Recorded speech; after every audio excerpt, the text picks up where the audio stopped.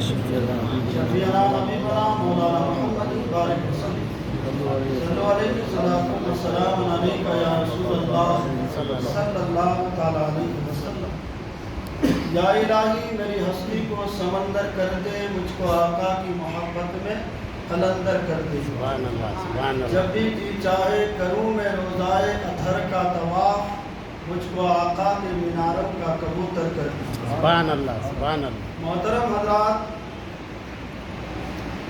سب سے پہلے آپ یہ سمجھیں کہ چغلی اور غیبت کہتے کسے ہیں۔ چغلی اور غیبت کے جو ہے پہلے آپ معنی مفہوم سمجھیں۔ چغلی غیبت کہتے ہیں ایک بھائی دوسرے بھائی کے پیٹھ پیچھے، یا ایک مسلمان دوسرے مسلمان کے پیٹھ پیچھے، یا ایک آدمی دوسرے آدمی کے پیٹھ پیچھے ان کی برائی کرے، تو اسے کیا بولتے ہیں؟ غیبت۔ چغلی بولتے ہیں، غیبت بولتے ہیں۔ چغلی اور غیبت بھی جھوٹ اور بدظنی اور حسد کی طرح ہماری نیکیوں کو کھا جاتی ہے، ہمارے اعمال کو برباد کر دیتے ہیں۔ ہم نماز پڑھ کے، روزہ رکھ کے، حج کر کے، زکوٰۃ دے کر کے، جس طرح سے بھی ہو ہم نیکیاں تو کما لیتے ہیں، ہمارے پاس نیکیاں ہیں الحمدللہ، اس نیکی کے ذریعے ہم رب کریم کی بارگاہ میں بخشش کا ذریعہ حاصل کر سکتے ہیں، لیکن ان نیکیوں کو ان چیزوں کی وجہ سے، ان مرض کی وجہ سے، ان بیماریوں کی وجہ سے جسے ہم بدظنی، حسد، غیبت اور چغلی کہتے ہیں، اس کی وجہ سے ہماری نیکیاں ختم ہو جاتی ہیں۔ بھائی ہم نیکیاں کر رہے ہیں قبر میں روشنی کے لیے، نیکیاں کر رہے ہیں حشر میں بخش جانے کے لیے، نیکیاں کر رہے ہیں خدا کو راضی کرنے کے لیے، نیکیاں کر رہے ہیں جنت حاصل کرنے کے لیے، نیکیاں کر رہے ہیں جہنم سے بچنے کے لیے، نیکیاں کر رہے ہیں قبر کی اندھیری دور ہونے کے لیے۔ تو نیکیاں جو ہم کرتے ہیں بھروسے پر کرتے ہیں نا، کہ اس نیکی کے ذریعے صراط کا راستہ آسان ہوگا، اس نیکی کے ذریعے نماز کی نیکی ہو، قرآن پاک کی تلاوت کی نیکی ہو، بڑے بزرگوں کی تعظیم کرنے کی نیکی ہو، چھوٹوں پر پیار و شفقت کرنے کی نیکی ہو، آپس میں بغض و حسد مٹانے کی نیکی ہو، یا پیار محبت بڑھانے کی نیکی ہو، تو ہم جو بھی نیکی کرتے ہیں، آج ہم مسجد آئے ہیں، کس لیے آئے ہیں؟ نماز ہمارے اوپر فرض ہے، نماز پڑھیں گے تو کیا ہوگا؟ ہمارا رب ہم سے راضی ہوگا، اور ہمیں نماز کے بدلے کیا ملے گی؟ نیکیاں ملے گی۔ اچھا یہ نیکیاں کیوں کر رہے ہیں؟ کیونکہ ہمیں معلوم ہے جس دنیا میں ہم ہیں، اس دنیا میں ہم ہمیشہ کے لیے نہیں ہیں، اس دنیا سے ہمیں ایک دن جانا ہے، اور جہاں جانا ہے قبر اور حشر، وہاں ہمیں نیکیوں کی ضرورت ہے۔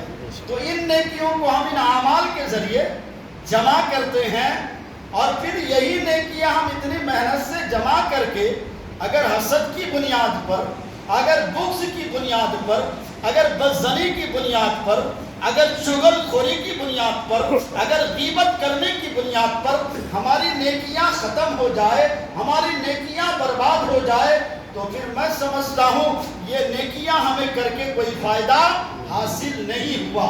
نیکیاں ہم نے کیا ہے تو آپ اس سے فائدہ حاصل کیجئے، آپ اس سے نجات چاہتے ہیں تو آپ کو جھوٹ سے بچنا ہوگا، آپ بخشش چاہتے ہیں تو آپ کو جو بدظنی سے بچنا ہوگا، آپ اگر بخشش چاہتے ہیں تو حسد سے بچنا ہوگا، آپ اگر بخشش چاہتے ہیں یہ نیکیاں آپ کی قبر میں بھی کام آ جائے، حشر میں بھی کام آ جائے، پل صراط میں بھی کام آ جائے، میزان میں بھی کام آ جائے، یہ نیکیاں ہر جگہ آپ کی کام آئے اور آپ کے لیے بخشش کا ذریعہ بن جائے، تو الحمدللہ آپ کو بغض چھوڑنا پڑے گا، غیبت چھوڑنا پڑے گا، چغلی چھوڑنا پڑے گا، کیونکہ یہ بغض و حسد اور بدظنی ان پورے کاموں کی وجہ سے ہماری نیکیاں ختم ہو جاتی ہیں۔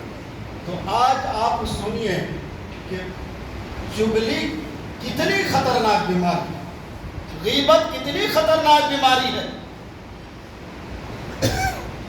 दुकान में जाओ, शादी महल में जाओ, किसी के घर में जाओ, हाल तो ये कि आज कब्रिस्तान में भी जाओ ना, तो वहाँ भी आदमी जिक्र खुदा क्या करेंगे, मरहूम की बख्शिश के लिए चंद आयतें क्या पढ़ेंगे, मरहूम की बख्शिश के लिए चंद कलमे क्या पढ़ेंगे, वहाँ भी एक दूसरे की हसद शुरू कर देते हैं, वहाँ भी एक दूसरे के बुग़्ज़ शुरू कर देते हैं, वहाँ भी एक दूसरे के साथ गीबत और चुगली शुरू कर देते हैं। आइए मैं आपको बताता हूँ, अल्लाह के प्यारे पैगंबर सारे नबियों के सरवर जनाब अहमद मुस्तफ़ा मोहम्मद मुस्तफ़ा सल्लल्लाहु ताला अलैहि वसल्लम तशरीफ़ फरमा, महबूब रब्बुल आलमीन सैयदा आयशा सिद्दीक़ा रज़ियल्लाहु ताला अन्हा बारगाह नबी में हाजिर है। तवज्जो के साथ सुने, ये गीबत किस तरह से तबाही का जरिया है, ये चुगल किस तरह से हमारी नेकियों को बर्बाद कर देता है, और गीबत कितनी खतरनाक बीमारी और मर्ज है। हज़रत आयशा रज़ियल्लाहु ताला अन्हा ने हुज़ूर सल्लल्लाहु ताला अलैहि वसल्लम के सामने हज़रत उम्मे सलमा रज़ियल्लाहु ताला अन्हा की बाबत क्या कहा कि ये कोताह औरत है, ये गिद्दी औरत है।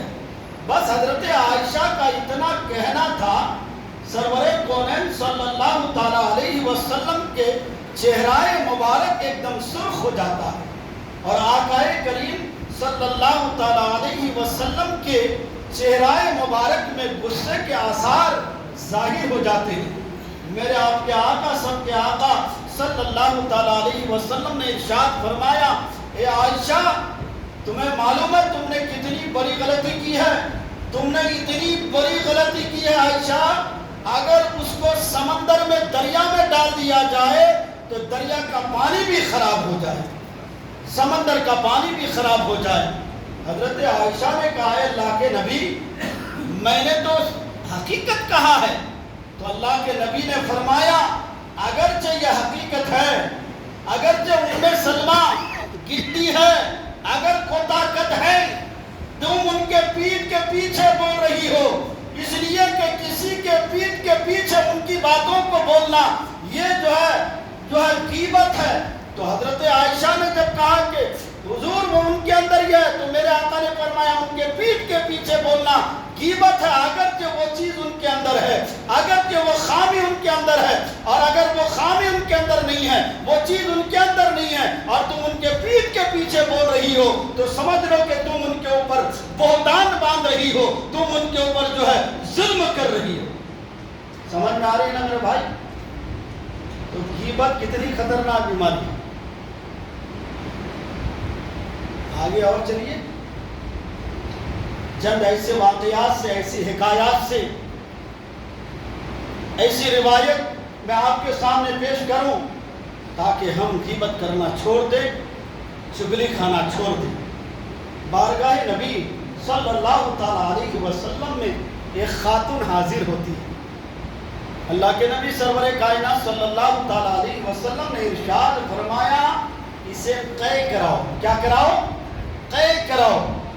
जब उसे क़ै कराया गया तो उनके कै से जो है, उनके मुंह से गोश्त के ताजे ताजे रेजे निकल रहे थे, ताजे ताजे रेजे निकल रहे थे। वो औरत, वो खातून हैरान हो जाती है, ए अल्लाह के नबी, मुझे गोश्त खाए मुद्दत गुजर गई, मैं गोश्त नहीं खाई, मगर ये बात समझ में नहीं आ रही कि जब मैं कै कर रही हूँ तो मेरे मुंह से ताजे ताजे गोश्त के जो है रेजे निकल रही, ये बात मेरी समझ में नहीं आई। मेरे आका ने फरमाया, क्या तुम इससे पहले किसी औरत के पास किसी औरत की गीबत नहीं कर रही थी, चुगली नहीं कर रही थी? वो खातून बारगाह नबी में जो हाजिर होकर आका के कदम मुबारक में गिर जाती है और अर्ज करती है, या रसूल अल्लाह, میں شرمندہ ہوں. ہاں میں کسی کی غیبت بول رہی تھی, ہاں میں کسی کی چغل خوری کر رہی تھی. اللہ اکبر. میرے آقا نے فرمایا کیا تمہیں معلوم نہیں ہے جب کوئی ایک دوسرے کی غیبت کرتے ہیں, جب کوئی ایک دوسرے کی ساتھ چغل خوری کھا کر کے پھرتے ہیں تو پھر وہ گویا کہ ایک دوسرے کی غیبت نہیں کرتے ہیں, وہ اپنے مردہ بھائی کا گوشت کھاتے ہیں. گویا کہ تم نے وہاں غیبت نہیں کی, تم نے اپنے مرے ہوئے بھائی کا گوشت کھایا. پھر ایک خاتون بارگاہ نبی میں حاضر ہوئی. اللہ کے نبی سرور کائنات صلی اللہ تعالیٰ علیہ وسلم نے ارشاد فرمایا تمہارے منہ سے گوشت کی بدبو آ رہی ہے, تمہارے منہ سے گوشت کی بدبو آ رہی ہے. وہ خاتون عرض کرتی ہے یا رسول اللہ میں گوشت کھائے ہوئے کئی دن گزر گئے. میرا آقا نے فرمایا تم خلال کرو. کہتے کہ جب یہ خلال کر رہی ہے تو منہ سے جو ہے وہی تر و تازہ گوشت کے ریزے نکل رہی تھی. پھر وہ شرمندہ ہوتی ہے کہ یا رسول اللہ یہ بات سمجھ میں نہیں آتی ہے کہ آخر میں گوشت کھائے ہوئے کئی دن گزر گئے مگر جب میں خلال کر رہی ہوں تو میرے جو ہے منہ سے تر و تازہ گوشت کے جو ہے ریزے نکل رہے ہیں.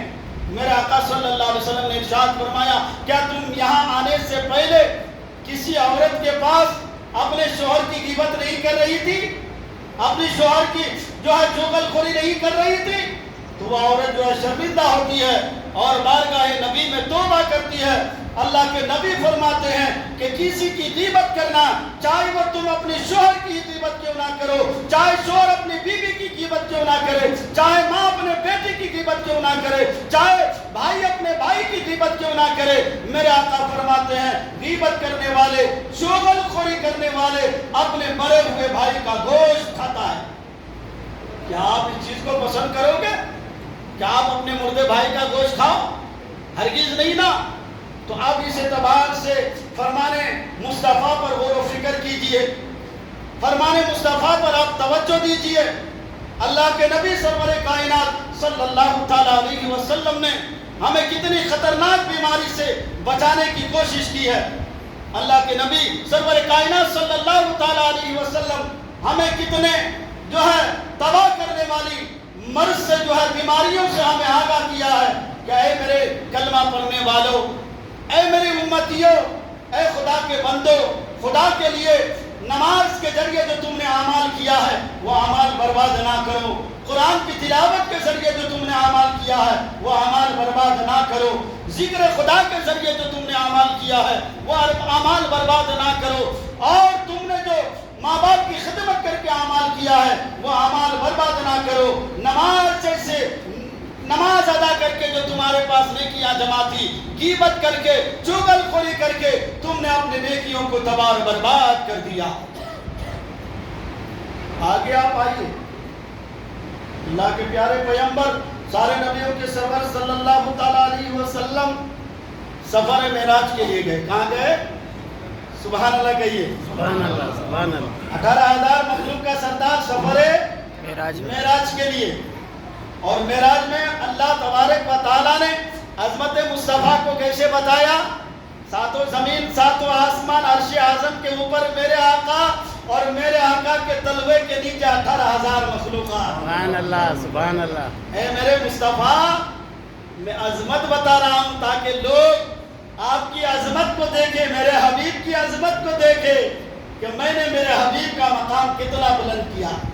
کہتے کہ میرے آقا صلی اللہ تعالیٰ علیہ وسلم شب معراج میں جنت, دوزخ, اللہ تعالیٰ کی ہر وہ نشانیاں جو اللہ تبارک و تعالیٰ اپنے حبیب کو دکھانا چاہتا تھا میرے آقا نے جو ہے دیکھا.